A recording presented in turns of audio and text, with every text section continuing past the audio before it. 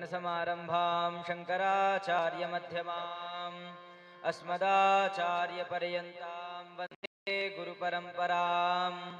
श्रीमत्परमहंस परिव्राजकाचार्यवर्याः पदवाक्यप्रमाणपारावारपारिणाः यमनियमासनप्राणायामप्रत्याहार धारणाध्यानसमाधिष्टाङ्गयोगानिष्ठाः तपश्चर्याचरणचक्रवर्तिनः अनादिगुरुपरम्परा प्राप्तवैदिकधर्मप्रचारणपरायणाः सकलदर्शनवेदान्तसिद्धान्तप्रतिपादकाचार्याः निगममार्गवारिः सर्वतन्त्रस्वतन्त्राः आश्रमसारशिक्षाः विश्वकल्याणमानसाः अखण्डभूमण्डलाचार्याः अनन्तश्री श्रीमदादि शंकराचार्य भगवत्पाद स्थापित मर्यादा पोषण परायणाः परापर विद्या विद्योदितान्तःकरणाः अलकनन्दातीरवासिनः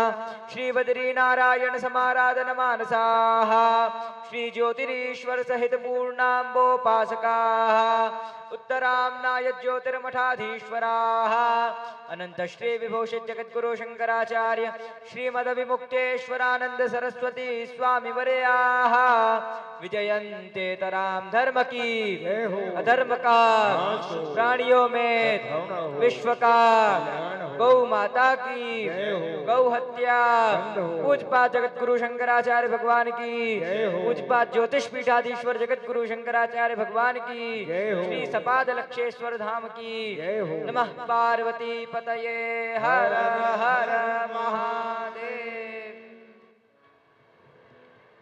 नमः परमहंसास्वादितचरणकमलचिन्मकरन्दाय भक्तजनमानसनिवासाय श्रीरामचन्द्राय ध्यायेन्नित्यं महेशं व्रजतगिरिनिभं चारुचन्द्रावतंसं रत्नाकल्पोज्ज्वलाङ्गं परशुमृगवराभीतिहस्तं प्रसन्नम् पद्मासीनं समन्तात् स्तुतममरगणैर्व्याघ्रकृत्यं वसानं विश्वाद्यं विश्ववन्द्यं निखिलभयहरं पञ्चवक्त्रं त्रिनेत्रम् कञ्जासनादिसुरवृन्दलसत्किरीटकोटिप्रघर्षणसमुज्ज्वलदङ्घ्रिपीठे त्वामेव यामि शरणं विगतान्यभावं दीनं विलोकय दयार्द्रविलोचनेन। शिव शिव शम्भो हर हर महादेव शिव शिव शम्भो हर हर महादेव शिव शिव शम्भो हर हर महादेव शिव शिव शम्भो हर हर महादेव शिव शिव शम्भो हर हर महादेव शिव शिव शम्भो हर हर महादेव शिव शिव शम्भो हर हर महादेव शिव शिव शम्भो हर हर महादेव शिव शिव शम्भो हर हर महादेव शिव शिव शम्भो हर हर महादेव शिव शिव शम्भो हर हर महादेव शिव शिव शम्भो हर हर महादेव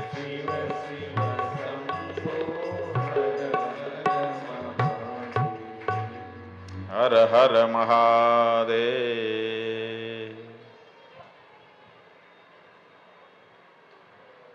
विराजमान नारायण स्वरूप यतिवृंद,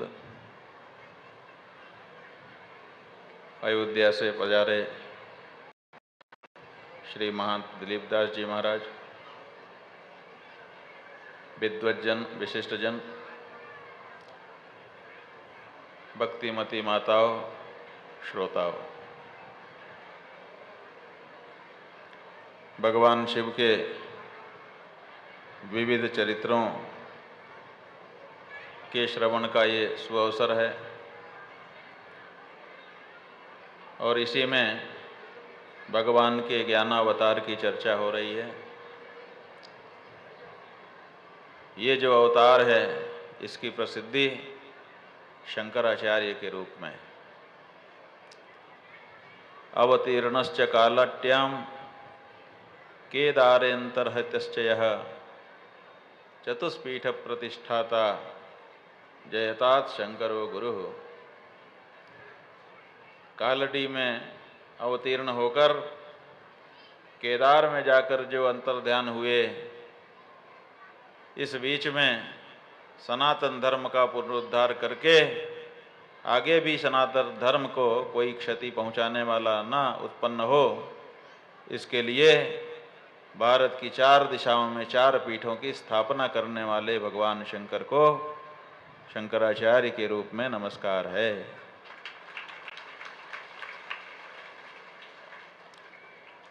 ये भगवान शिव,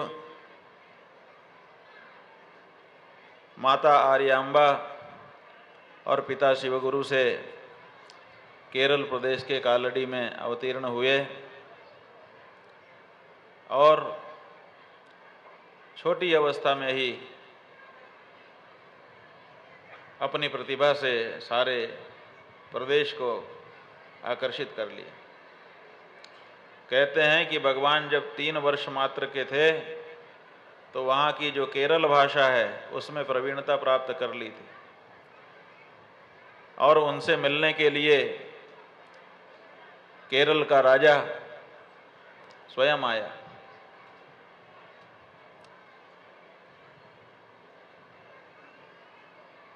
भगवान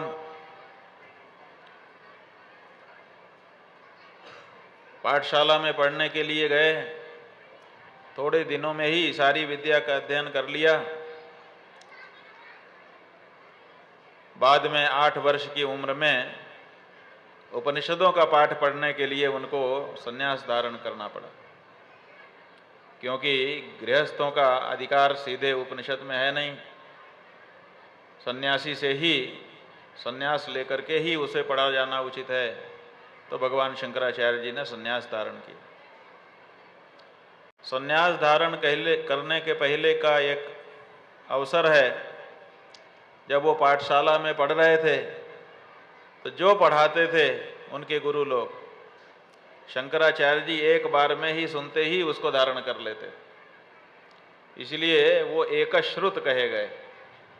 एकश्रुत का मतलब होता है एक बार सुनते ही धारण कर लेना और दोबारा कभी भूलना नहीं।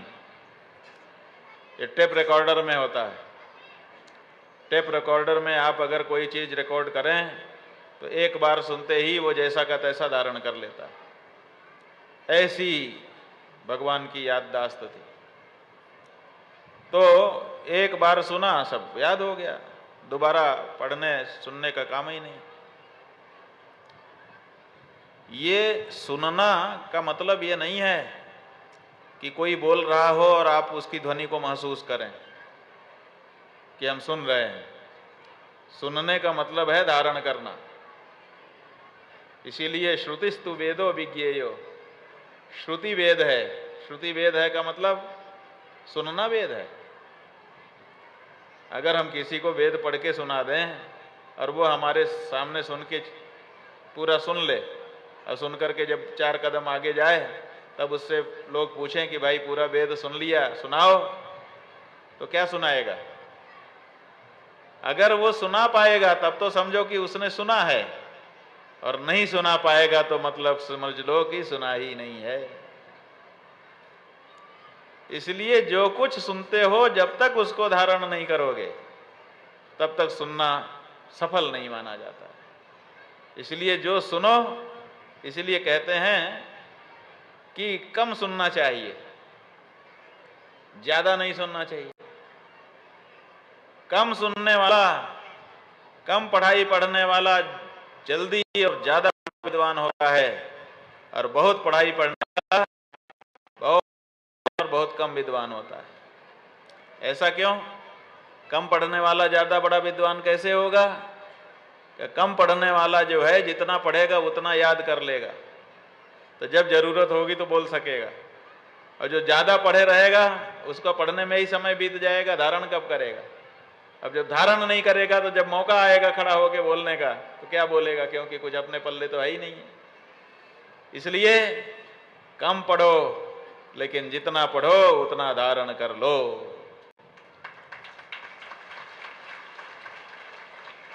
ये भगवान शंकराचार्य की नीति थी। इसीलिए गुरुजन जैसे ही पढ़ाते थे पूरे ध्यान से सुनने से उनको याद हो जाता था। ये जो रिकॉर्डर की मेमोरी है ऐसी ही आपकी और हमारी भी है। हम भी जो सुनते हैं वो याद हो जाता है, नियम है, मस्तिष्क बना ही इसी तरह का है।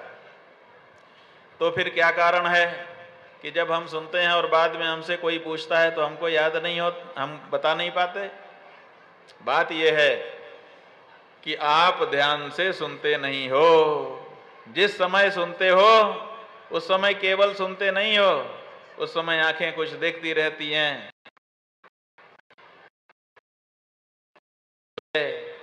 जीभ को स्वाद लेती रहती है और दिमाग में जाने कहां कहां का मामला चलता रहता है।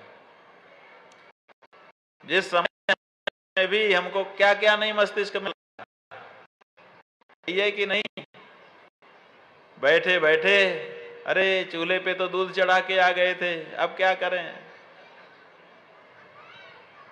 बाहर सुखाने के लिए अनाज फैलाया था, उसको समेट नहीं पाए। अरे छत पे कपड़े डाले थे, अब क्या होगा। गाय के लिए चारा तो रखे ही नहीं। जाने कितनी बातें यहीं बैठे बैठे मन में आ रही हैं। आधा मन वहां है, आधा यहां है, तो कैसे रिकॉर्ड होगा भैया। रिकॉर्डर को तो सब जगह हटा के जब एक में लगाएगा तब रिकॉर्ड होगा। जब आप कलम पकड़ के उसमें ताकत लगाते हो तब न लिखता है। अब बिना ताकत लगाए ऐसे ऐसे ऐसे करो, कुछ लिखेगा? उसी तरह से भगवान शंकराचार्य जी जब सुनते थे तो बस सुनते थे, इसीलिए उनको याद हो जाता था। उनको राजा ने सम्मानित करने का निर्णय लिया। पालकी भेजी कि जाओ इस पालकी में बैठा करके उस बच्चे को ले आओ, तो हम इसका राज्यसभा में सम्मान करेंगे। तो पालकी लेकर के राजा के लोग आए। भगवान शंकराचार्य जी के विद्यालय प्रधानाचार्य को सूचना दी गई कि आपके पाठशाला में पढ़ने वाला जो बालक है उसका राज सम्मान। राजा साहब ने पालकी भेजी है। बड़े प्रसन्न हो गए प्रधानाचार्य जी कि हमारे विद्यालय का भी बड़ा नाम होगा। हमारा बच्चा जब जाएगा तो राजा की दृष्टि में सीधा हमारा विद्यालय आ जाएगा, तो हमारे विद्यालय को लाभ होगा, यश भी मिलेगा, धन भी मिलेगा। शंकराचार्य जी के पास गए। शंकराचार्य जी एक गुरु के पास बैठ के सुन रहे थे। रोक दिया पढ़ाई को। बोले शंकर, तुम्हारे लिए राजा साहब ने पालकी भेजी है, उसमें बैठ करके तुमको जाना है। किस लिए जाना है गुरुजी? बोले वहां तुम्हारा राज्यसभा में सम्मान होगा। शंकर ने कहा गुरुजी ऐसा मत करिए, हमें मत भेजिए। बोले क्यों? ये तो बहुत बड़ी बात है। हमारी वृद्धावस्था आ गई, अभी तक हमारा राज सम्मान नहीं हुआ। हमारे मन में ये भावना है कि राजा हमारा सम्मान करे, और तुमको इसी उम्र में सम्मान मिल रहा है और तुम मना कर रहे हो। कहा गुरुजी यही तो बात है। अगर बुढ़ापे में राजा मुझे बुलाता तो शायद मैं पालकी में चढ़ के चला जाता, लेकिन अभी तो नहीं जाऊंगा। गुरुजी ने कहा क्यों? कहा गुरुजी आप ही ने पढ़ाया था जब हम शुरू में आए थे कि विद्यार्थी के लिए समय बहुत कीमती होता है। क्षणशः कणशश्चैव विद्याम अर्थम च चिंतयेत क्षणत्यागी कुतो विद्वान कणत्यागी कुतो धर्मी। एक एक क्षण की कीमत है विद्यार्थी के जीवन में। एक विद्या का अध्ययन करे तो विद्वान होता है, और एक एक कण जो इकट्ठा करता चला जाता है वही किसी दिन धनी हो जाता है।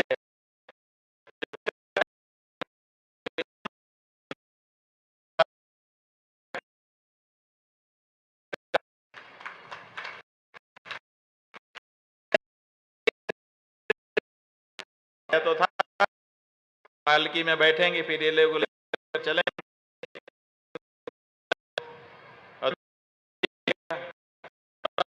राजा के दरबार में गए, पता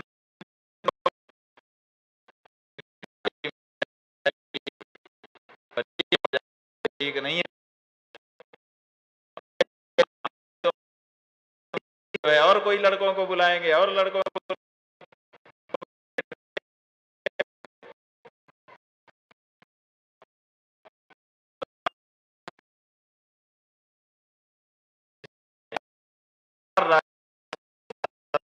और कह दीजिए कि शंकर है,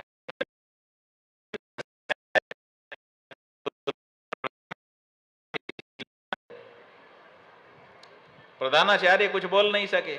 एक तरफ उनके मन में था कि हमारा बालक जाए, राज सम्मान हो, हमारा भी सम्मान बढ़ेगा, लेकिन शंकर की जो तर्कना शक्ति थी उसका जवाब भी उनके पास नहीं था। इसलिए फिर भरे मन से उन्होंने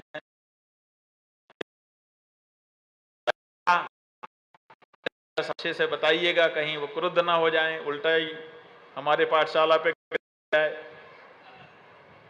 तो उन्होंने कहा ठीक है। जब जाकर के राज सेवकों ने राजा को यह सूचना दी कि शंकर ने आने के लिए मना कर दिया, बोले क्यों, क्या कमी थी हमारे आमंत्रण में?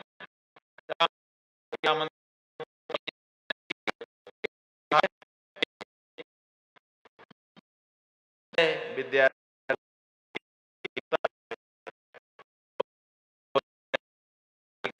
है, राजा बड़ा विद्वान था, उसने कहा ये तो बहुत बड़ी बात कह दी, उसने तो मुझे थप्पड़ मार दिया। बिल्कुल सही कहा उस बालक ने, ये मेरी भूल थी, मैं स्वीकार करता हूं कि मुझे पालकी नहीं भेजनी चाहिए थी। अगर मुझे सम्मान करना था तो मुझे खुद चल करके उस बालक के पास जाना चाहिए।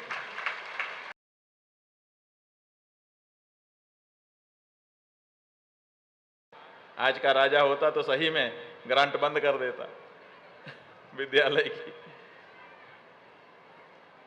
राजा खुद हाथी पे चढ़ करके विद्यालय में आया, शंकराचार्य जी को साष्टांग प्रणाम किया। 5-6 साल के बच्चे हैं, राजा उनको प्रणाम कर रहा है, और प्रणाम करके शास्त्र चर्चा किया, बड़ा प्रसन्न हुआ। वो खुद भी बड़ा विद्वान था। असल में ये विद्वान लोग जो है ना, आप लोग कहते हैं कि शंकराचार्य जी हमारे पास नहीं आते, सीधे सीधे शंकराचार्य जी हमसे संपर्क नहीं रखते जनता से। बात सही है, जनता से संपर्क नहीं रखते।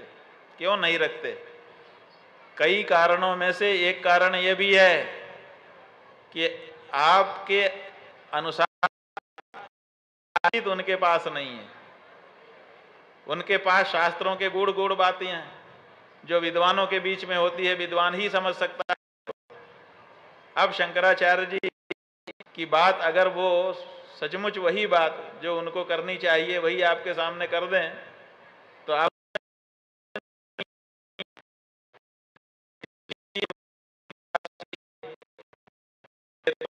भगवान की मर्जी से संवाद कर रहे हैं।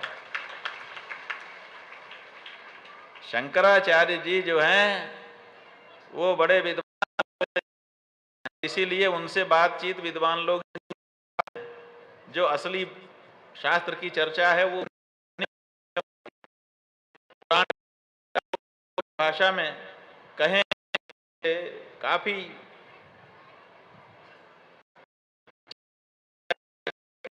तो ऐसी परिस्थिति में भगवान शंकराचार्य जी की विद्वत्ता से प्रभावित हुआ।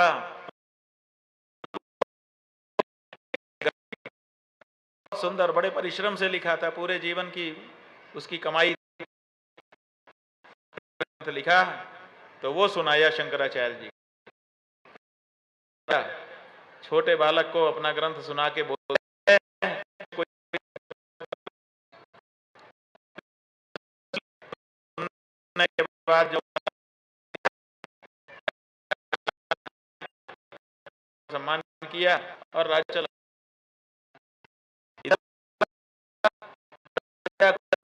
शंकर के ये कि वो बच्चा कौन है हम देखना चाहते हैं। इस गांव में रह पाना कठिन हो गया क्योंकि भीड़ लगने लगी, तो उन्होंने सन्यास के बहाने एकांतवास चाहा, वहां से निकल पड़े।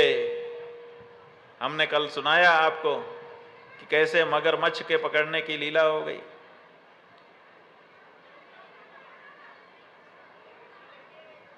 एक और घटना जो उनके जीवन की है, जब वो गुरुकुल में पढ़ने के लिए गए तो कहते हैं कि गुरुकुल में ये नियम है कि घर से कुछ लेके जाना नहीं होता है। गुरुकुल ही की ये जिम्मेदारी है कि वो आपको खिलाए पिलाए। ये भारत की शिक्षा पद्धति की विशेषता गुरुकुल है ना, क्योंकि हम पाएंगे खाने पिलाने का पैसा लगेगा आपको, केवल 5 साल तक उसको पाल दो, 6 साल 8 साल तक, जब तक चाहो। उसके बाद गुरुकुल में और पढ़ाने का सारा खर्चा गुरुकुल का होता है। माता पिता को 1 रुपया भी नहीं देना पड़ता। इसीलिए भारत में पहले हर व्यक्ति पढ़ा लिखा होता था, हर व्यक्ति विद्वान होता था। लॉर्ड मैकाले जब भारत में आया तो उसको अपने आप थोड़े आया था, उसको भेजा गया था। जब अंग्रेजों ने भारत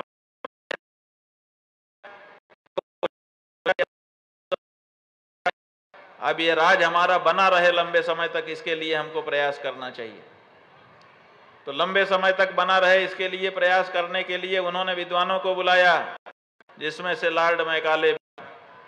उसको काम दिया गया कि आपको सब खर्चा बर्चा दिया जाएगा, अपनी टीम के साथ पूरे भारत का भ्रमण करो।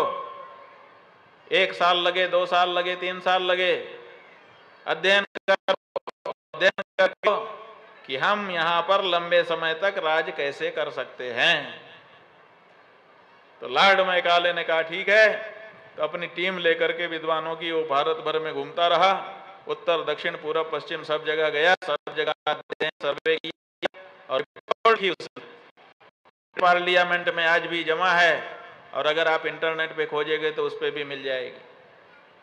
उस रिपोर्ट में उसने लिखा कि भारत के चारों तरफ में गया, पूरब पश्चिम उत्तर दक्षिण, शहरों में भी गया, देहातों में भी गया, यहां तो सब पढ़े लिखे हैं।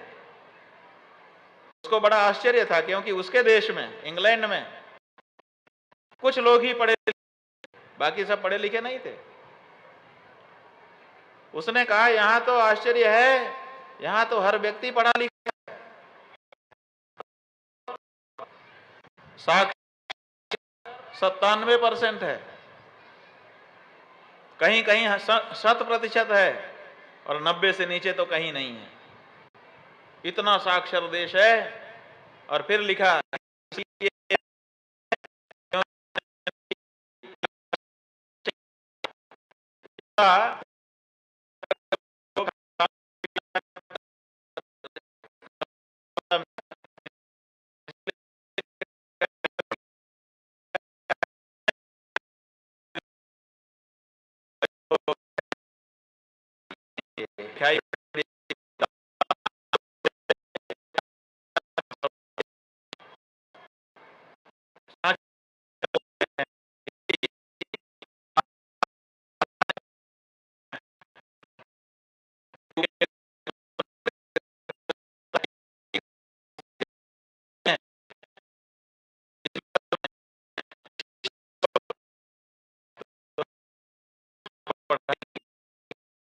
ये गुरुकुल परंपरा खत्म करने,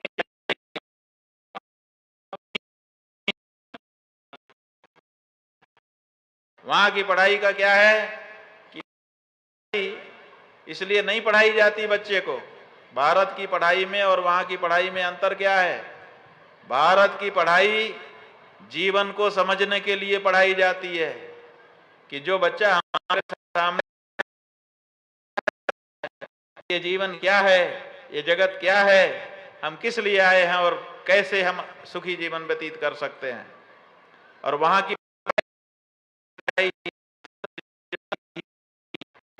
काम का बनाती है, तो काम से ड्राइवर चाहिए तो ड्राइविंग शिक्षा की ड्राइवर मिल जाए, हमको बढ़ई चाहिए तो बढ़ईगिरी सिखा देंगे, हमको कलाकारी चाहिए तो कलाकारी सिखा देंगे, हमको हिसाब किताब चाहिए तो मुनीम बना देंगे। हमको जो जो काम करवाना है बच्चे को वही पढ़ा के वही बना कि हमारा काम करने के लिए बच्चा तैयार हो जाए। आपने देखा होगा जिस विद्यालय में आप अपने बच्चे को लेकर के भर्ती कराते हैं, पर लिखा हुआ है खंबे पर, शिक्षार्थ आइए, और दूसरे सेवार्थ जाइए।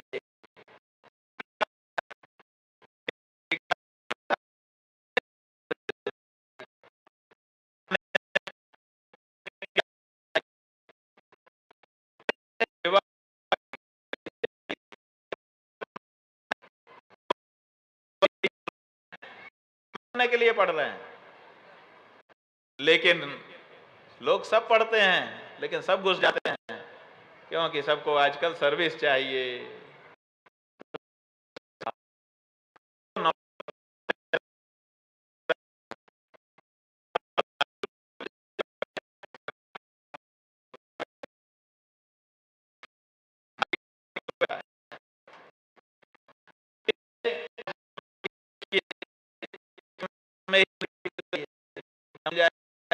मिल जाए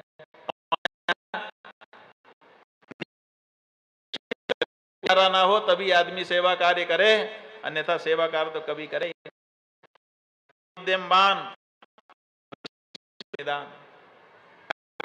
ने कहावत में बना दिया था कि उत्तम तो खेती है, अपनी खेती जब चाहो जो चाहो पैदा, बनियागिरी, दुकान खोल लो, और निषिद्ध चाकरी, चाकरी तो निषिद्ध है और निदान अगर कुछ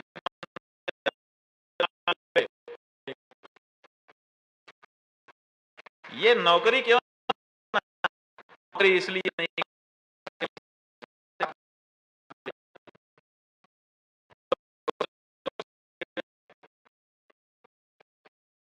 नौकरी कर आपके आत्मसम्मान पे चोट होती है।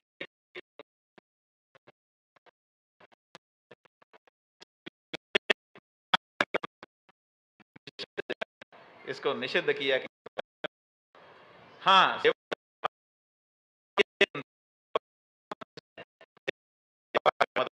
हम जिसके प्रति श्रद्धा रखते हैं अपने आप जा करके हम उसकी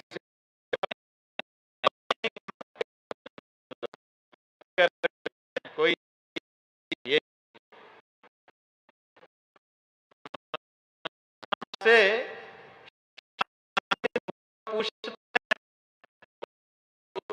गौरवशाली समझते हैं कि हमें ये सेवा मिल गई। यहाँ हमको जो हमारी श्रद्धा का केंद्र है वो भी हमको काम नहीं कर दो बेटा, हम कहता है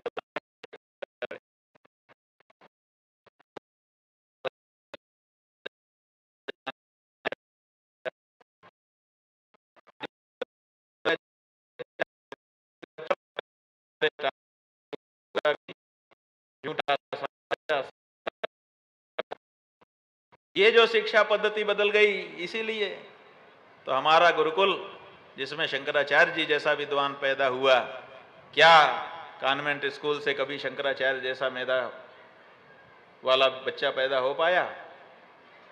150 साल तो हो गए लगभग। 1835 से इंडियन एजुकेशन एक्ट बन गया है, 1935, और ये 2035 आने वाला है। 200 साल होने जा रहे हैं। 200 साल की पढ़ाई में बता दीजिए कितने शंकराचार्य पैदा हुए और कितने आर्यभट्ट पैदा हुए? हुआ कोई?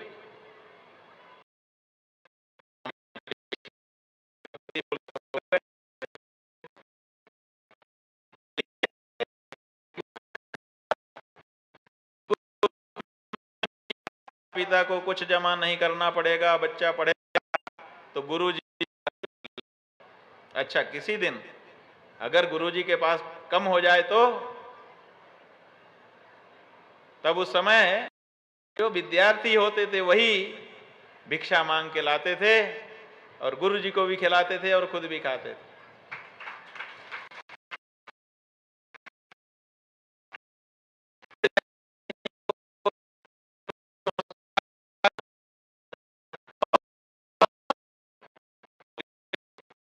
प्राप्ति करना है इसका उनको अभ्यास भी होता था। तो एक दिन ऐसी ही घटना घट गई बंधुओं। आज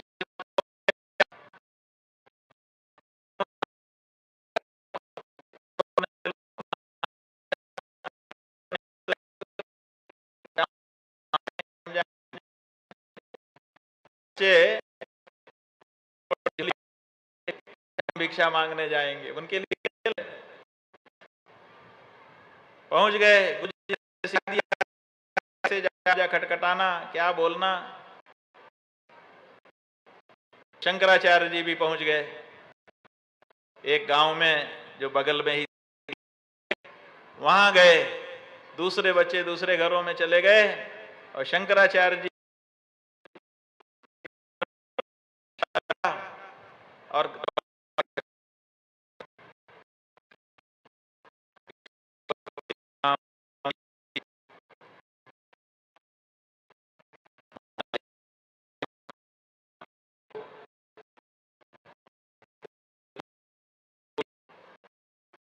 खोला तो देखा तो शंकराचार्य जी छोटे से प्यारे से झोली लटकाए खड़े हैं।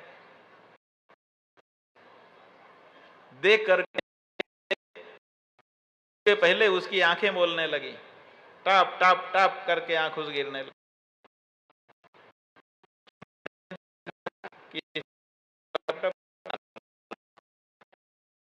माता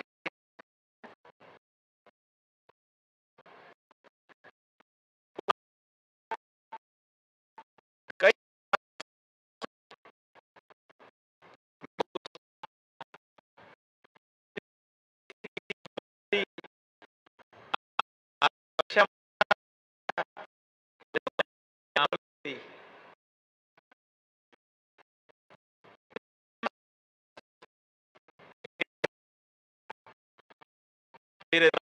देहांत हो गया। हमारी संपत्ति हड़प ली और आज हमारी हालत ये है कि देने के लिए असल का एक आंवला भी हमारे घर में नहीं है।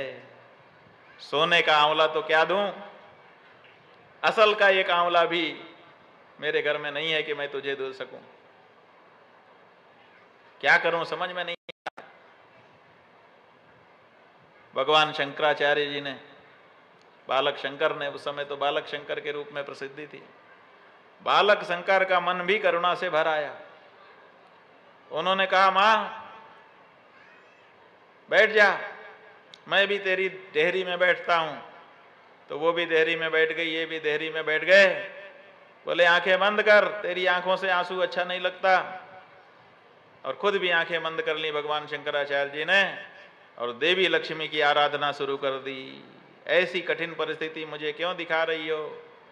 अंगम हरे पुलकभूषणम आश्रयंती मृंगांगनेव मुकुलाभरणम तमालम अंगीकृताखिल विभूतिरपांगलीला मांगल्यदास्तु मम मांगलदा देवता नः।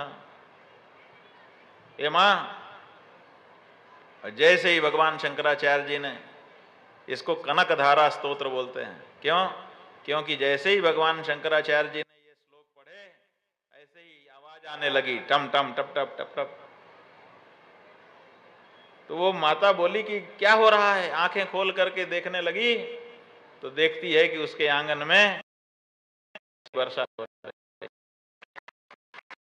आंवले आंवले ही आंवले गिरते चले जा रहे हैं। दौड़ दौड़ के उठाती है, आंवला आंवला, अरे ये तो सोने का है, अरे तो सोने का है। बेसुध होके गिर जाती है। थोड़ी देर में जब उसको चेतना आई तो उठी, उठ करके उसने देखा, तब तक भगवान शंकराचार्य जी ने साले आंवले इकट्ठा करके उसकी धोती के छोर में रख दिए और कहा, माँ इसको गांठ बांध लो, ये सब तुम्हारे लिए है। बोली, बेटा तुम कौन हो? तुम ब्रह्मचारी बटुक तो नहीं हो? क्योंकि ब्रह्मचारी बटुक तो मांगने आता है, देने थोड़े आता है। भगवान शंकराचार्य जी ने कहा, मां जो मांगने आता है ना, वो भी असल में मांगने नहीं आता, वो भी दे नहीं आता। याचका नैव याचन्ते बोधयन्ति गृहे गृहे अदत्वा मादृशो मा भूः त्वं दत्वा त्वादृशो भव। इसका मतलब है कि पहले तो ज्ञान देने आता है जो याचक आता है। याचका नैव याचन्ते। आप अगर घर में कोई मांगने आया है तो ये समझो कि मांगने वाला आया है तो गलत है। वो मांगने नहीं आया है, वो आपको बताने आया है। क्या बताने आया है? ये बताने आया है कि अदत्वा मादृशो मा भूः, न देकर मेरे जैसे मत बन जाओ। मेरे घर भी कभी मैं भी संपत्ति वाला था, मेरे घर भी कोई मांगने वाला आया था, मैंने उसको मना कर दिया, उसी के कारण आज मैं खुद भिखारी बन गया हूं। इसलिए मेरे जैसे मत बनो। तब त्वं दत्वा त्वादृशो भव। देव देने से क्या होगा कि आगे भी तुम देने वाले बने रहोगे। इसलिए दो, एक तो याचक ये शिक्षा देता है और दूसरे ये है कि जब याचक आपके सामने हाथ फैलाता है तो आप उसमें दे देते हो, तो जितना देते हो ना, वो समझ लो कि खेत में बो रहे हो। जैसे खेत में एक दाना बोते हो तो उसका 100 दाना हो जाता है, ऐसे ही आपके द्वारा दिया गया धन 100 गुना हो करके वापस मिल जाता है। इसलिए मां, कोई भी भिखारी भीख मांगने नहीं आता, वो तो आपको कुछ न कुछ देने ही आता है, चाहे प्रत्यक्ष दे दे और चाहे ज्ञान दे दे। वो तो चरणों में गिर गई, बालक इतना ज्ञान तुमको इतनी उम्र में। भगवान शंकर ने कहा, मां इससे तुमको क्या लेना देना है, तुम अपना जीवन सही करो। बोली, 1-2 आंवले तो लेता जा बेटा। बोले, हमने अपने लिए आंवले नहीं मंगवाए, ये सब आंवले लक्ष्मी जी ने तुम्हारे लिए दिए हुए। चाहते तो 2-4 आंवला लेते जाते कि हमने पैदा किए, हम ही ले लेते। ऐसे चमत्कारी पुरुष भगवान शंकराचार्य। जब ये मगरमच्छ वाली घटना हुई तो वहां से निकल पड़े। चलते चलते चलते उत्तर भारत के नर्मदा नदी के किनारे आए। वहां गोविंद पादाचार्य जी 10,000 साल से एक गुफा में बैठे थे। और गुफा में कैसे गए थे कि उनको अष्ट सिद्धियां आती थी। अणिमा, महिमा, गरिमा, लघिमा, प्राप्ति, प्राकाम्य, ईशित, वसित्व, ऐसे 8 सिद्धियां हैं। इन 8 सिद्धियों में अणिमा का मतलब है बहुत छोटे हो जाना और महिमा का मतलब बहुत बड़े हो जाना। तो इनके गुरुजी जो थे गोविंद पादाचार्य जी, उनके पास 8 सिद्धियां थी। वो तो जब जरूरत पड़ती थी छोटे हो जाते, जब जरूरत पड़ती थी बड़े हो जाते। हनुमान जी को भी थी ना, इसीलिए कनक बूदराकार शरीरा, जब जरूरत पड़ी बढ़ गए, और मसक समान रूप कभी धरी, दोनों हो गए। तो उसी तरह से गोविंद पादाचार्य जी, एक गुफा थी, उस गुफा के अंदर तो ज्यादा जगह थी, लेकिन उसका जो दरवाजा था 1 बित्ते का था, इतना बड़ा बस। तो उसी के अंदर घुस गए, छोटा रूप धारण करके, अंदर जाके सही रूप धारण करके ध्यान लगा के बैठ गए। क्यों? क्योंकि मेरे पास जो विद्या है वो सामान्य विद्या नहीं है। जब तक कोई अधिकारी नहीं मिलता तब तक मैं नहीं दूंगा, कोई अधिकारी आएगा तब उसे दूंगा। तो वहां पर उनकी विद्या लेने के लिए लोग, शिष्य लोग आने लगे। और बाहर हजारों शिष्य बैठे रहते थे हर समय कि किसी समय गुरुजी हमको अधिकारी समझेंगे तो हमको विद्या दे देंगे। तो भगवान शंकराचार्य जी जब आए तो वहाँ पहले से हजारों विद्यार्थी सन्यासी थे, उसी में एक ये भी हो गए।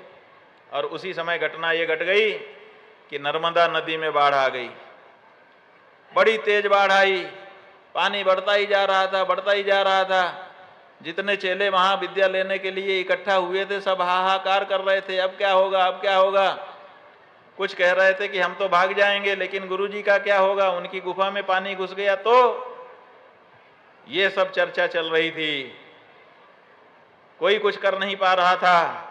ऐसे समय में भगवान शंकराचार्य जी ने कदम आगे बढ़ाया और हाथ का जो कमंडल था उसी कमंडल को आगे कर दिया और नर्मदा जी की स्तुति करने लगे।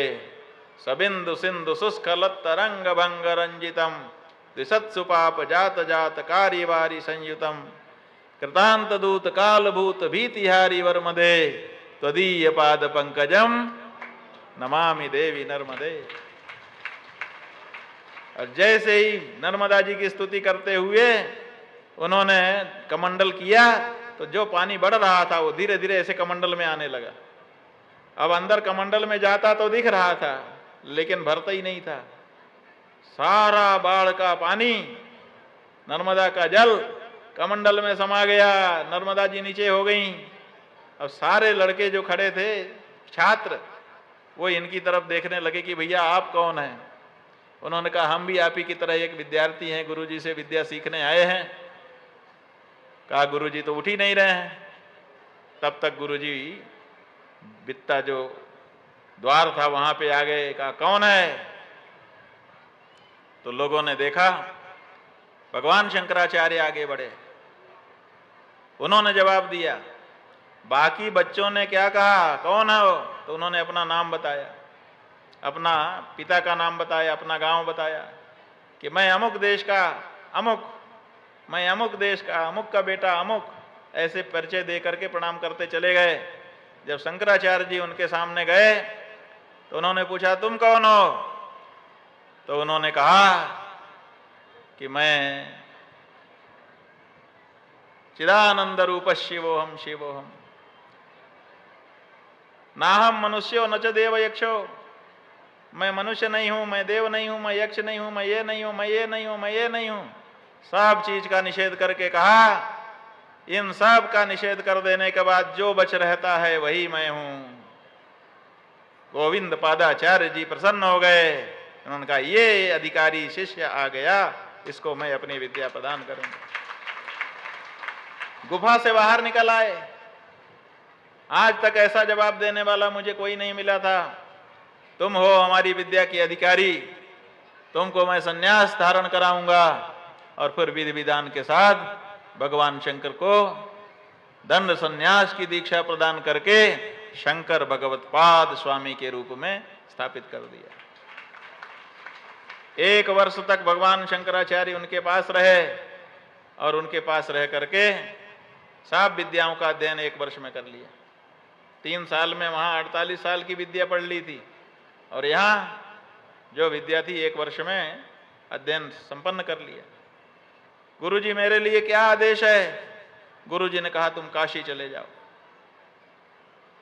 तो गुरुजी के आदेशानुसार काशी आए। काशी में आने पर 2 घटनाएं बड़ी प्रसिद्ध हैं जिनका उल्लेख किया जाता है। एक, अपने शिष्यों के साथ गली में चले जा रहे थे गंगा स्नान करने के लिए। इतने में गंगा जी की तरफ से अपने कुत्तों को लेकर के एक डोम आ रहा था, चांडाल जिसको कहते हैं डोम। इनके शिष्यों ने कहा साइड साइड, बगल हो जाओ, बगल हो जाओ। तो वो जो डोम था काशी का वो बीच में खड़ा हो गया। बोला कि क्यों हट जाऊं। तो शिष्य बोले कि हमारे गुरुजी आ रहे हैं, हट जाओ। उनका हम आपके गुरुजी से बात करेंगे, आप लोग हटो। तब तक गुरुजी भी आ गए सामने। क्या बात है भैया। बोले ये तुम ही गुरु हो। बोले हाँ हम ही गुरु हैं। बोले ये तुम्हारे चेले कह रहे हैं हट जाओ, तो हम आपसे जानना चाहते हैं इन चेलों के गुरुजी कि ये चेले किसको किससे हटा रहे हैं। शरीर से शरीर को हटा रहे हैं कि आत्मा से आत्मा को हटा रहे हैं। शंकराचार्य जी ने समझ लिया कि ये कोई सामान्य डोम तो नहीं लगता है। बोला कि तुम्हारे शंकराचार्य जी ने कहा कि और जरा बारीकी से समझें। तो उन्होंने पूछा, प्रतिप्रश्न किया कि आप क्या कहना चाहते हैं, विस्तार से बताइए। तो डोम बोला कि हम ये कहना चाहते हैं कि अगर ये शरीर से शरीर को हटा रहे हैं तो पंच तत्व से ये शरीर बना है। शास्त्रों में यह बताया गया है, क्षिति जल पावक गगन समीरा अपंच रचित अति अधम शरीरा। शरीर तो सभी का अधम है, पंच तत्वों से बना हुआ है। तो पंच तत्वों से हमारा भी शरीर बना है और इनका, आप गुरु महाराज आपका भी शरीर बना है। तो जब पांच तत्व से, उन्हीं पांच तत्वों से, आकाश जल वायु आदि से हमारा शरीर बना है और उन्हीं से आपका शरीर बना है, तो फिर भेद क्यों हमारे शरीर को हटाया जा रहा है आपके शरीर के लिए? तत्व तो एक ही है, इसलिए एक ही तत्व से एक तत्व को हटाना। देखो, हमारी माता ऐसे ऐसे करके बीनती है तो चावल में कंकड़ बीनती है। चावल में चावल थोड़े बीनती है कि कंकड़ में कंकड़ थोड़े बीना जाता है। चावल में कंकड़ होगा तो बिन दिया जाएगा। तो इसी तरह से आपका शरीर दूसरी चीज से बना होता, हमारा दूसरे चीज से बना होता तो हटा देते। जब आपका भी उसी से बना, हमारा भी उसी से बना, तो फिर किस कारण से ये लोग हटाते हैं? और अगर कहें कि आत्मा से आत्मा को हटा रहे हैं, तो महाराज आत्मा तो सर्वव्यापक है, वही आप में है, वही मुझ में है। तो जो पहले से ही आप में और मुझ में पहले से समाई हुई है, उसको कौन किससे हटा सकता है? इसलिए हटाना बनता नहीं है। इसलिए पहले इस बात का जवाब दीजिए, तब हम आगे जाने देंगे, उसके पहले नहीं जाने दे सकते। भगवान शंकराचार्य जी को रोमांच हो आया।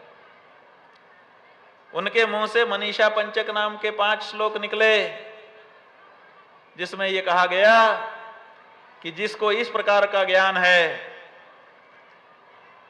तत्व का ज्ञान, वो चांडाल है कि ब्राह्मण है, इससे मुझे लेना देना नहीं है, मैं तो उसको गुरु ही समझता हूं। चांडालोस्तु सतुद्विजोस्तु इतिवा सगुरुर ऐसा मनीषा मम। चाहे चांडाल हो चाहे द्विज हो, वो मेरा गुरु है, ऐसी मेरी मान्यता। ऐसा कह करके आंख बंद करके स्तुति करते रहे। और जब 5 श्लोक की स्तुति पूरी हो गई तो आंखें खोली तो देखते हैं कि वहां तो कोई डोम नहीं है, ना कोई कुत्ता है, वहां तो साक्षात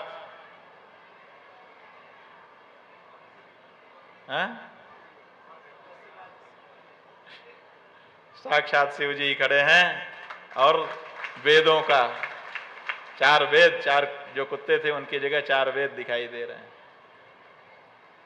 ये चमत्कार हुआ। आगे एक घाट पे बैठ करके एक पंडित व्याकरण का सूत्र रट रहा था। डुक्री करने एक धातु है, करने के अर्थ में डुक्री धातु, तो वही रट रहा था, डुक्री करने। तो शंकराचार्य जी ने उससे कहा कि अरे वृद्धावस्था आ गई, अबे डुक्री क्या कर रहे हो? अब तो भगवान का नाम लो, भज गोविंदम मूढ़मते संप्राप्ते सन्निहिते मरणे नहीं रक्षति डुक्रिय करने। अब इसको छोड़ो। करने अर्थ में जो धातु है, माने कर्मों का परित्याग करो, भगवान की आराधना शुरू करो, तब तुम्हारा कल्याण होगा। वहीं पे भगवान शंकराचार्य जी को व्यास जी के दर्शन हुए, उनसे शास्त्रार्थ हुआ और 18 दिन तक शास्त्रार्थ चलता रहा। उनके चेले समझ गए कि ये कोई सामान्य पंडित नहीं है। ध्यान लगा करके देखा तो देखा एक तरफ शंकर जी बैठे हैं, एक तरफ विष्णु जी बैठे हैं। फिर आंख खोल के देखा तो एक तरफ शंकराचार्य बैठे हैं और एक तरफ व्यास जी बैठे हैं। तो हाथ जोड़ करके बोले कि शंकर साक्षात व्यासो नारायण स्वयं तयोर विवादे समृत्ते न जाने किम करो में हम। हे गुरुजन, थोड़ा सा रुक जाइए, आप लोगों का शास्त्रार्थ थोड़ी देर रोक दीजिए, एक बात हम लोगों को बता दीजिए, तो उसके बाद फिर आप लोग शास्त्रार्थ करिए। तो दोनों रुक गए। बोले क्या है? बोले कि एक तरफ भगवान नारायण साक्षात बैठे हैं व्यास के रूप में एक तरफ शंकर जी शंकराचार्य के रूप में बैठे हैं। अगर शंकर जी और विष्णु जी का ही आपस में वाद विवाद हो रहा हो तो हम चेले क्या करें, ये जरा बता दीजिए। उसके बाद लड़िए जितना लड़ना हो। तो दोनों मुस्कुराए और मुस्कुरा करके कहा कि ठीक है, शास्त्रार्थ बंद होता है। व्यास जी ने कहा कि शिव जी, यद्यपि हमारी प्रार्थना पर ही आपने अवतार धारण किया है, लेकिन फिर भी अवतार धारण करने के बाद हम ठोक बजा लेना चाहते थे कि हमारे ब्रह्म सूत्रों पर भाष्य आप कर पाएंगे कि नहीं कर पाएंगे। और हमने ये जान लिया कि आप जो भाष्य रचेंगे वो भाष्य ब्रह्म सूत्र में हम जो कहना चाहते थे उसी का विस्तार होगा। इसलिए अब आप ऐसा करिए कि यहां से चले जाइए काशी से हिमालय, और वहां पर बैठ करके भाष्य लिख दीजिए। तो शंकराचार्य जी ने कहा ठीक है, लेकिन मेरी एक इच्छा है। बोले क्या इच्छा है? बोले इच्छा ये है कि ये विशालाक्षी का क्षेत्र है, वाराणस्याम विशालाक्षी, मैं देवी का आराधक हूं, तो मैं ललिता सहस्त्र नाम पे भाष्य लिखना चाहता हूं। तो ललिता सहस्त्र नाम पे भाष्य लिख के तब जाऊं? तो व्यास जी ने कहा कि हाँ, वो करके तब जाओ। तो उन्होंने कहा कि ठीक है, अपने चेलों को लगा दिया कि देखो ऐसा करो कि पंडितों के घर में जा करके ललिता सहस्त्र नाम की पांडुलिपि हो तो ले आओ, उसी पांडुलिपि को देख करके हम भाष्य लिखेंगे। तो चेले गए पंडितों के घर में कि ललिता सहस्त्र नाम का भाष्य चाहिए, ललिता सहस्त्र नाम का भाष्य चाहिए। तो काशी में ललिता सहस्त्र नाम का प्रचार नहीं था, वहां विष्णु सहस्त्र नाम का प्रचार था। तो ललिता सहस्त्र नाम की जगह जब जाते थे कि हमें सहस्त्र नाम का वो पांडुलिपि चाहिए, गुरुजी मांग रहे हैं, तो लोग विष्णु सहस्त्र नाम की पांडुलिपि दे देते थे, वही लेके आते थे। तो कहते थे अरे ये विष्णु सहस्त्र नाम की पांडुलिपि, इसको नहीं, ललिता सहस्त्र नाम। दूसरी जगह मांगने गए, तीसरी जगह मांगने गए। जब 3 जगह से ललिता सहस्त्र नाम का भाष्य करने के लिए ललिता सहस्त्र नाम की पांडुलिपि मांगते थे, और तीनों जगह से जब विष्णु सहस्त्र नाम आया तो भगवान शंकराचार्य जी ने कहा कि अब रुक जाओ, लगता है कि भगवान विष्णु सहस्त्र नाम का ही भाष्य हमसे करवाना चाहते हैं, इसलिए अब ललिता सहस्त्र नाम पे नहीं, हम विष्णु सहस्त्र नाम पे भाष्य लिखेंगे। तो भगवान शंकराचार्य जी ने काशी में ही रह करके पहले विष्णु सहस्त्र नाम पर भाष्य लिखा, और फिर वहां से चल करके बद्रीनाथ जी गए। वहां ज्योतिर्मठ का जो क्षेत्र है वहां पर उनको ज्योति के दर्शन हुए। वहीं पर 5 वर्ष रुक करके उन्होंने प्रस्थानत्रयी भाष्य लिखा, 10 उपनिषदों पर, श्रीमद् भगवद गीता पर और ब्रह्मसूत्र पर। और ये जो भाष्य उन्होंने लिखे, यही भाष्य भारत में दार्शनिकों का आधार ग्रंथ बन गए। उसके बाद के जितने आचार्य हुए हैं सब ने इन्हीं पर भाष्य लिखा है, चाहे मध्वाचार्य जी हों, चाहे वल्लभाचार्य जी हों, चाहे निम्बार्काचार्य जी हों, चाहे कोई भी हो, जितने भी आचार्य हुए हैं सब ने, शंकराचार्य जी ने जिस तरह से इन्हीं पर भाष्य लिखा उसी पर अपना अपना मत लगा करके भाष्य लिखा है, और उसी सरणी का सब ने परिपालन किया है। जो रास्ता भगवान शंकराचार्य बना के चले गए, चलने वाला अपनी चाल में भले चलता हो, लेकिन रास्ता भगवान शंकराचार्य जी का बनाया हुआ है। भगवान शंकराचार्य जी ने जो कर्मकांडी मीमांसक थे, जो ज्ञान की उपेक्षा करते थे, माने पहले बौद्धों के द्वारा वेदों का तिरस्कार हो गया था, पूरे वेदों का तिरस्कार हो गया था, लेकिन मीमांसकों ने, जिनमें कुमारिल भट्ट और मंडन मिश्र प्रमुख थे, इन्होंने मीमांसा शास्त्र का अध्ययन करके, बौद्धों से शास्त्रार्थ करके जो कर्मकांड भाग था उसका उद्धार कर दिया। कर्मकांड में यज्ञ होता है, और पहले यज्ञ ही होता था, और बौद्धों के द्वारा यज्ञों का ही विरोध किया गया, क्योंकि यज्ञों में जो हिंसा होती है, बलि होती है, तो उस बलि का विरोध बुद्ध ने किया और उसी बहाने सारा ही विरोध हो गया, यज्ञ ही बंद हो गए। तो उन यज्ञों को पुनः आरंभ करने के लिए मीमांसक मत के जानकार लोगों ने शास्त्रार्थ बौद्धों से करके फिर से मीमांसा भाग की स्थापना कर दी। लेकिन जो उपनिषद भाग था वेद का, अभी उसका उद्धार नहीं हुआ था। इसलिए भगवान शंकराचार्य जी ने मंडन मिश्र से शास्त्रार्थ किया। मंडन मिश्र उस समय के बड़े पंडित थे, इतने बड़े पंडित कि उनके दरवाजे पे पिंजरे में टके तोता मैना भी शास्त्रार्थ करते थे।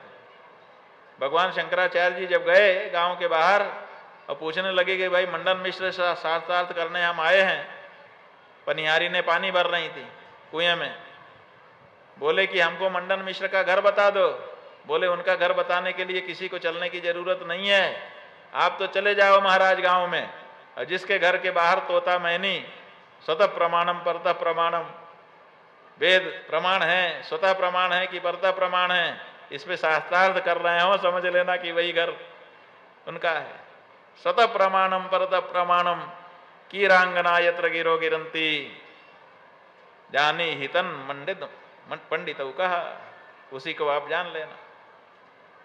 तो शंकराचार्य जी ऐसे ही गए और जिस दरवाजे पे तोता मैना शास्त्रार्थ कर रहे थे उसी को मंडन पंडित का घर जाना, फिर उनसे शास्त्रार्थ हुआ और कई दिन तक शास्त्रार्थ चला।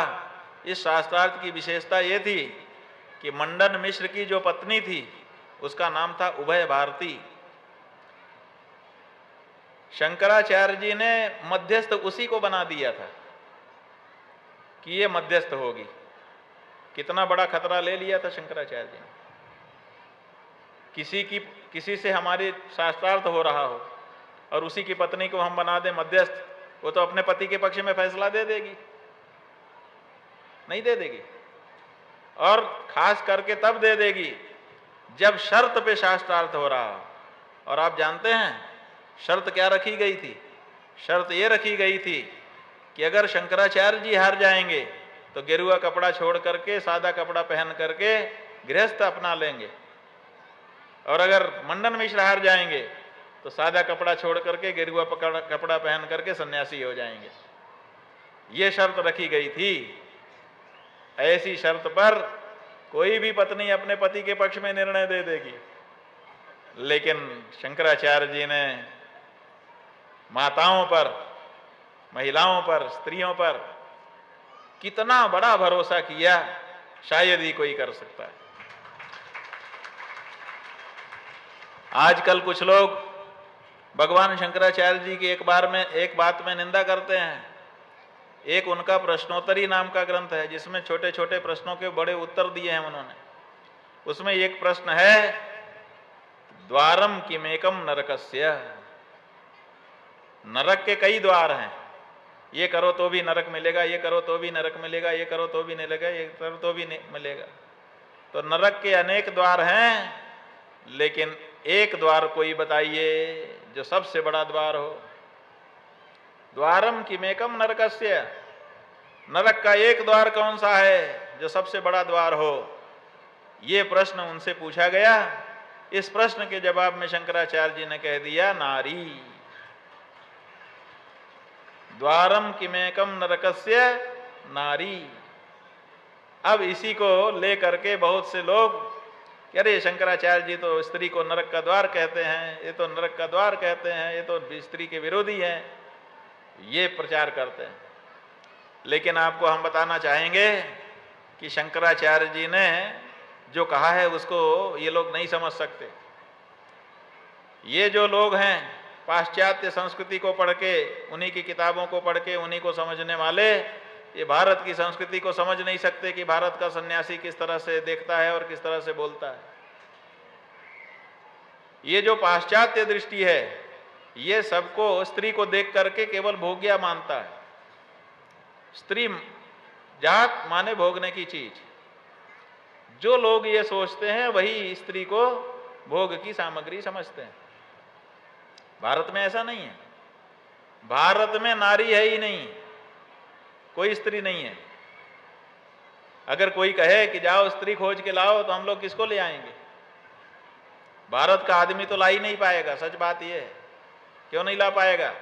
क्योंकि भारत के व्यक्ति की दृष्टि ऐसी है कि जब छोटी दिखती है तो कहता है ये तो बेटी है, जब बराबर की दिखती है कहता है ये तो बहन है, और जब बड़ी दिखती है कहता है माता जी।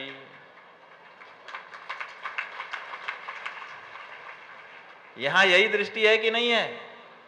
ऐसे स्त्रियां भी जब छोटा दिखेगा कहेंगे बेटा इधर आओ, बराबर का दिखेगा कि भैया जरा सुनोगे, और जब बड़ा दिखेगा बाबूजी, यही तो कहती हैं। तो हमारी स्त्री के नजर में कोई पुरुष नहीं है और हमारे पुरुष के नजर में कोई औरत नहीं है, हमारे यहां तो मां बहन बेटी है। और मां बहन बेटी को शंकराचार्य जी ने नरक का द्वार नहीं कहा है, मां बहन बेटी को तो उन्होंने मध्यस्थ बना करके बैठा दिया ऊंची कुर्सी पे कि तुमको जो उचित लगे वो निर्णय तुम करना। जो लोग स्त्री को भोगने की वस्तु समझते हैं, जहां देखा बस भोगने की वस्तु समझते हैं, उनके लिए कहा कि ये दृष्टि अगर रखोगे तो वो स्त्री तुम्हारे लिए नरक का द्वार हो जाएगी, ऐसी दृष्टि मत रखो, ये तात्पर्य है। उसको न समझने के कारण लोग उनकी आलोचना करते हैं।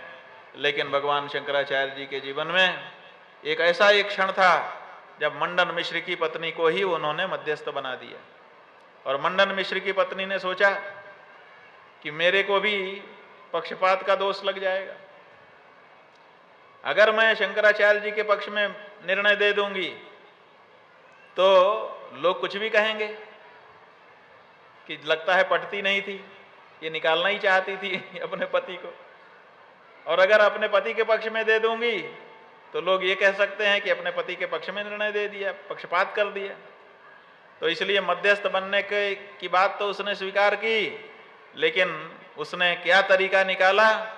उसने कहा कि हम एक एक विशेष फूल है हमारे पास, उस फूल की हम माला बनाएंगे और फूल की माला हम दोनों को पहना देंगे। आप लोग शास्त्रार्थ करिए, जिसके गले की माला कुमला जाएगी वो हारा माना जाएगा। लोगों ने पूछा भैया कैसे कुमला जाएगी?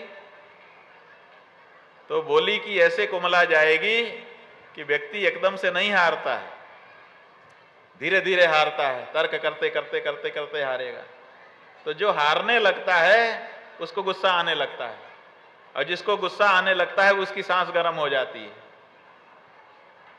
तो गर्म सांस जब फूल पे पड़ेगी तो गले में फूल की माला है तो मुरझा जाएगी। इसी से निश्चय हो जाएगा, तय हो जाएगा कि कौन जीत रहा है कौन हार रहा है।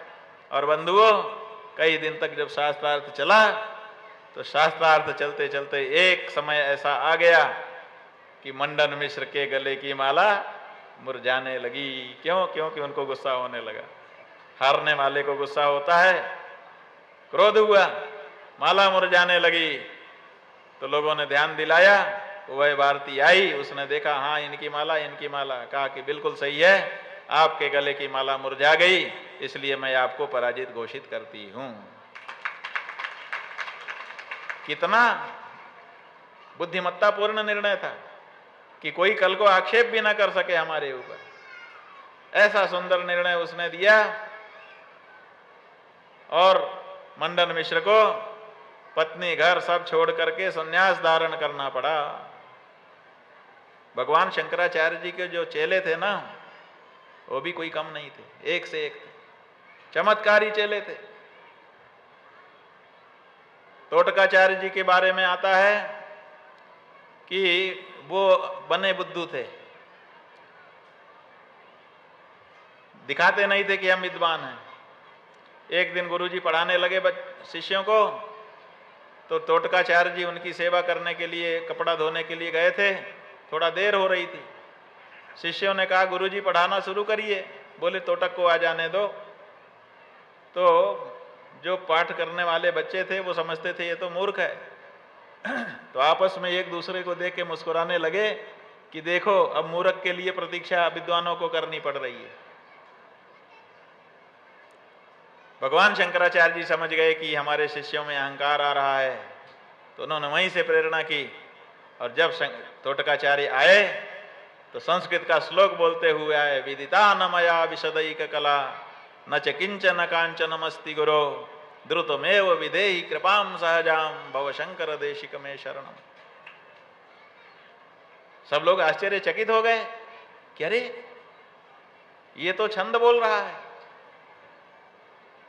आश्चर्य तो हुआ चेलों को, लेकिन उन्होंने सोचा कि कहीं से रट वट लिया होगा, स्तोत्र ही तो है, किसी ने इसको सिखा दिया होगा। तो भगवान शंकराचार्य जी ने समझ लिया कि अच्छा इनके मन में अभी भी शंका है।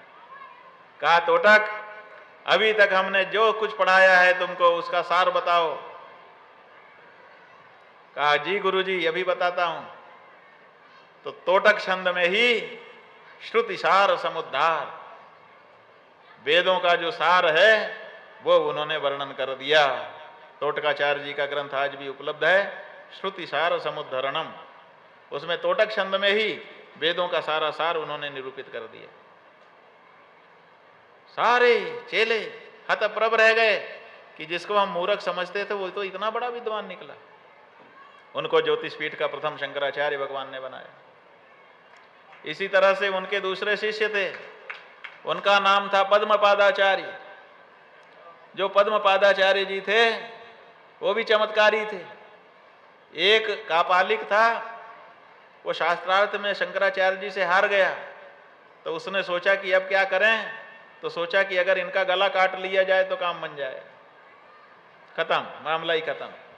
कुछ लोग हारने लगते हैं तो ये सब करने लगते हैं। तो गला काटने का प्लान बनाया, लेकिन गला काटे कैसे, 3-4 बार आया लेकिन मौका नहीं, चेले से घिरे रहते थे। तो वो कान में बोला कि एक व्यक्तिगत बात आपसे करनी है शंकराचार्य जी। शंकराचार्य जी ने कहा ठीक है बोलो। तो कान में बोला कि हम एक साधना कर रहे हैं, उस साधना में हमको बलि देना है, हमारे देवता हम पर प्रसन्न हो जाएंगे, लेकिन किसी सामान्य पुरुष की बलि दे करके क्या, अगर कोई आप जैसा सर्वज्ञ मिल जाए और उसकी हम बलि दे दें तो हमारे देवता हमारे ऊपर प्रसन्न हो जाएंगे।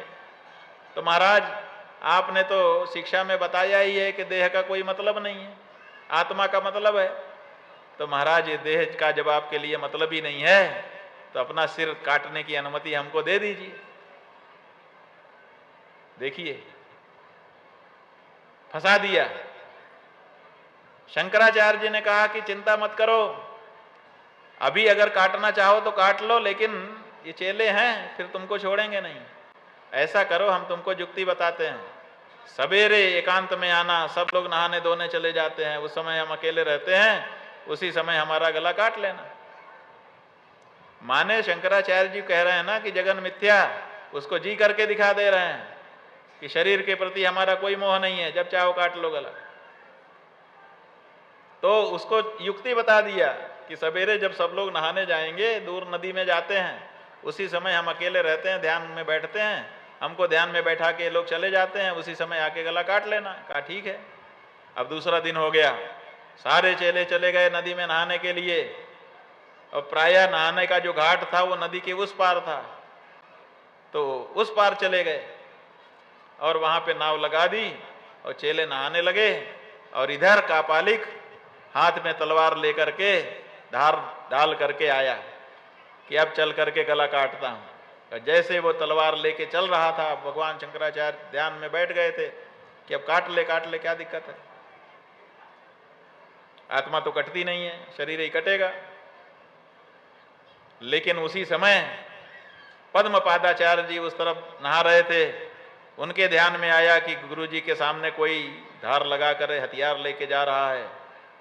तो वो दौड़ पड़े, उनको ये भी ध्यान नहीं रहा कि नाव ले लें, दौड़ पड़े वहीं से। और गजब की बात है कि जैसे जैसे पानी के ऊपर उनके पैर लगते थे, नीचे एक एक कमल उग जाता था, उसी कमल के ऊपर पैर रखते रखते दौड़ करके नदी पार कर गए।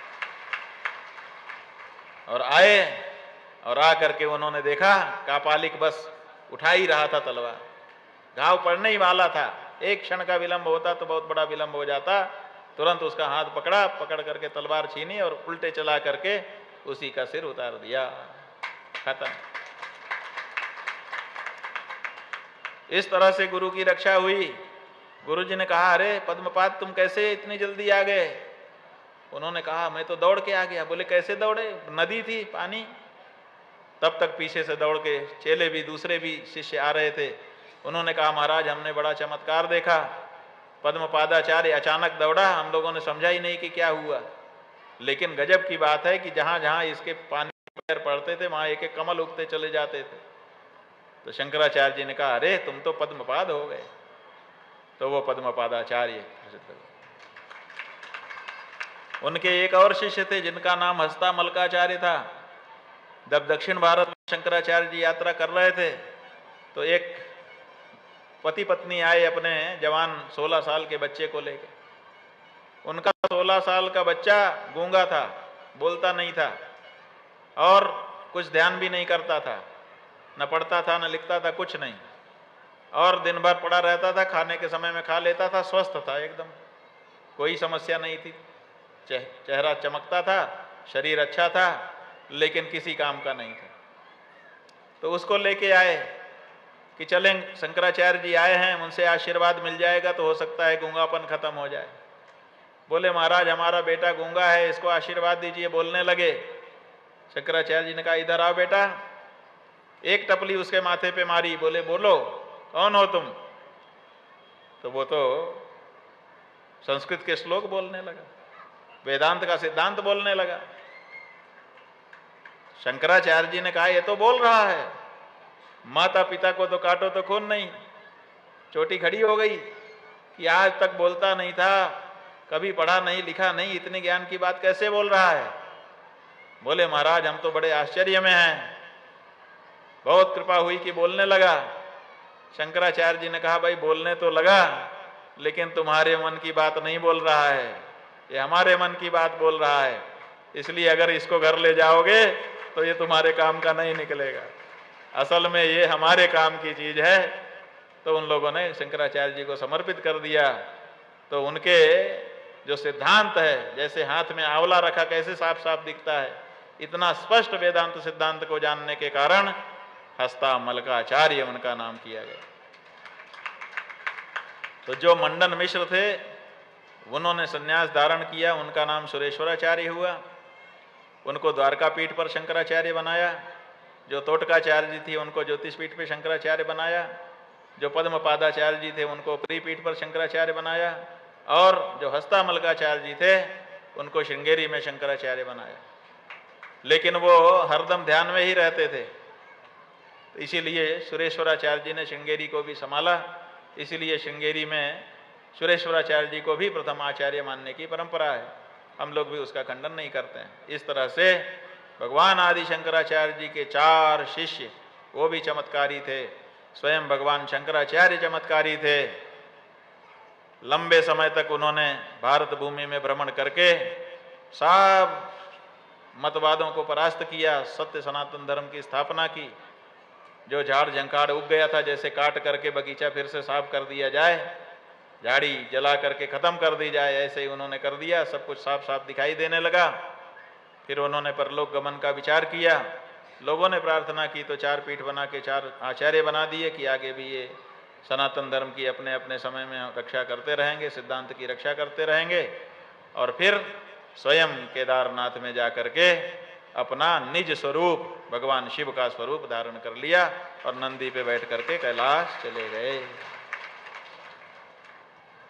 ये भगवान शंकराचार्य जी के बारे में शिव चरित्र आपको सुनाया।